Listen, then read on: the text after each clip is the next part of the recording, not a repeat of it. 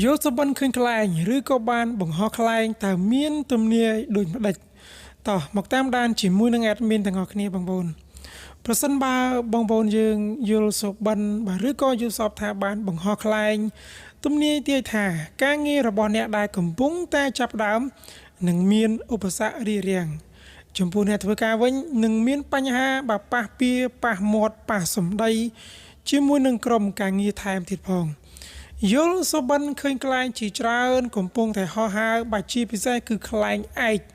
បាទខ្លែងឯកខ្មែរយើងបងប្អូនដែលកំពុងតែហោះជាច្រើននៅលើមេឃមានសម្លេងឯកផងនោះទំនាយទាយថាអ្នកនឹងជួបឧបសគ្គរារាំងជាខ្លាំង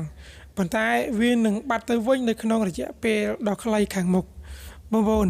បើចឹងនេះគឺជាអត្ថន័យនៃការយល់សពឬក៏យល់សបិនឃើញខ្លែងបើយើងឃើញថាគឺវាមិនសូវជាល្អប្រហែលទេបាទគឺមានបញ្ហាតាក់ទងទៅនឹងអាជីវកម្មរបស់យើងហើយសម្រាប់អ្នកប្រកបមកធ្វើការងារអាចនឹងប៉ះមាត់ប៉ះសម្ដីជាមួយនឹងក្រុមការងារថែមទៀតផងអញ្ចឹងមកតាក់ទងទៅនឹងសបិនឃើញខ្លែងនេះបាទ admin គឺមានតែប៉ុណ្្នឹងទេបងប្អូនបាទជាចុងក្រោយសូមជម្រាបលា